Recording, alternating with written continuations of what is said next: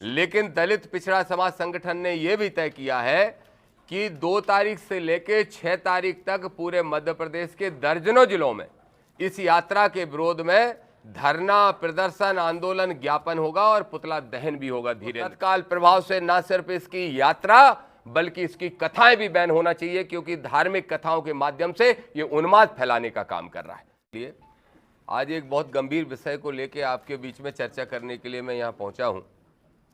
आप सबको शायद ज्ञात होगा कि बागेश्वर धाम के एक शास्त्री हैं, धीरेन्द्र शास्त्री, वो एक यात्रा पहले निकाल चुके थे और फिर से एक यात्रा निकाल रहे हैं, जिसको उन्होंने नाम हिंदू एकता यात्रा का दिया है। सनातन एकता, हिंदू एकता, इस तरह का कुछ दिया है।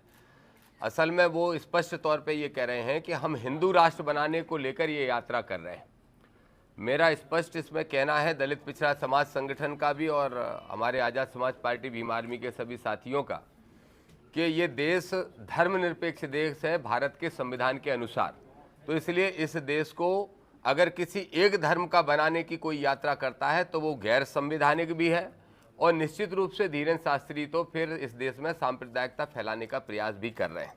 इसलिए हमारे दलित पिछड़ा समाज संगठन ने पिछली 20 तारीख को, आज से लगभग 11 दिन पहले, महामहिम राष्ट्रपति को चिट्ठी लिखी थी, उनको मेल भी किया था और उनसे आग्रह किया था कि इस यात्रा को रोका जाए। उसके बाद उनको मेल किया, उसके बाद फिर 3 दिन 4 दिन पहले फिर से हमने रिमाइंडर किया। तो ये जो हमारे पास प्रेस नोट है, इस प्रेस नोट के साथ वो सारे लेटर भी लगे हैं और वो मेल की कॉपी भी लगी हैं जो हमने राष्ट्रपति जी को भेजी थी। तो आपके माध्यम से मैं 2 बातें स्पष्ट करना चाहता हूँ। एक तो धीरेन्द्र शास्त्री की यात्रा को मैं मानता हूँ, उनके बयान को आप सुनेंगे तो आप खुद मानेंगे कि वो देश में हिंदू मुस्लिम कराना चाहते हैं, सांप्रदायिकता फैलाना चाहते हैं, हिंदुओं को भयभीत करके मुसलमानों के प्रति नफरत करने के लिए मजबूर करना चाहते हैं। ये यात्रा पूरी तरह से सांप्रदायिक है, देश के ताने बाने को, समाज को तोड़ने वाली है। ये मैं आपको स्पष्ट करना चाहता हूं और ये वीडियो भी मेरे पास मौजूद है। इसलिए हमने राष्ट्रपति जी से तो मांग की है। अगर राष्ट्रपति जी से कल तक, परसों तक कोई उत्तर आ जाता है तो, क्योंकि अब ये नेशनल मीडिया भी दिखा रही है, तो मुझे लगता है कि शायद राष्ट्रपति के यहाँ से कोई ना कोई एक्शन हो। अगर नहीं होता है तो सोमवार को हम लोग कोर्ट जा रहे हैं यात्रा को रुकवाने के लिए। लेकिन दलित पिछड़ा समाज संगठन ने यह भी तय किया है कि 2 तारीख से लेकर 6 तारीख तक पूरे मध्य प्रदेश के दर्जनों जिलों में इस यात्रा के विरोध में धरना, प्रदर्शन, आंदोलन, ज्ञापन होगा और पुतला दहन भी होगा धीरेन्द्र का। और क्यों होगा? क्योंकि धीरेन्द्र को मैं एक संत नहीं मानता, और संत इसलिए नहीं मानता क्योंकि कोई संत, परसों धीरेन्द्र शास्त्री ने हरियाणा में एक मंच पे मुझे गालियां देने का काम किया और मुझे मारने की धमकी दे रहा है। धीरेन्द्र ने उस वीडियो में कहा कि जो श्रीमान मिस्टर फलाना हमारी यात्रा रोकना चाहते हैं, उसको मैं बोलना चाहता हूं, मेरे पास उसका मोबाइल नंबर नहीं है, नहीं तो मैं मोबाइल पे फोन करके ही ठठरी मार देता। मैं खुद बुंदेलखंडी हूं और ठठरी मार देने का मतलब होता है आदमी को मार के जला देना। कोई संत की, नालायक की ऐसी भाषा हो सकती है जैसी बोल रहा है धीरेन्द्र? नक कटा, आगी को लगो, ठठरी बांधे, ए अछूत है, हमसे दूर हट जाओ, ऐसी भाषा बोलने वाला ये नौजवान लड़का जो है 27 साल का, जो आडंबर और पाखंड फैलाने का काम कर रहा है, इसको तत्काल प्रभाव से न सिर्फ इसकी यात्रा बल्कि इसकी कथाएं भी बैन होना चाहिए, क्योंकि धार्मिक कथाओं के माध्यम से ये उन्माद फैलाने का काम कर रहा है।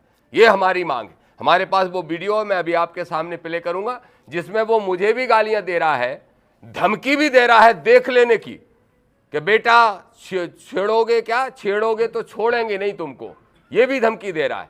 और उसके साथ साथ उस पर FIR हो। हम लोग आज ही तय करेंगे कौन से थाने में हमें FIR करना है। हम उस वीडियो के आधार पर धीरेन्द्र पे FIR कराने भी जाएंगे। इसके साथ साथ एक बात और आपको स्पष्ट तौर पर कहना चाहता हूं कि धीरेन्द्र की यात्रा को लेके साधु संतों में भी असंतोष है।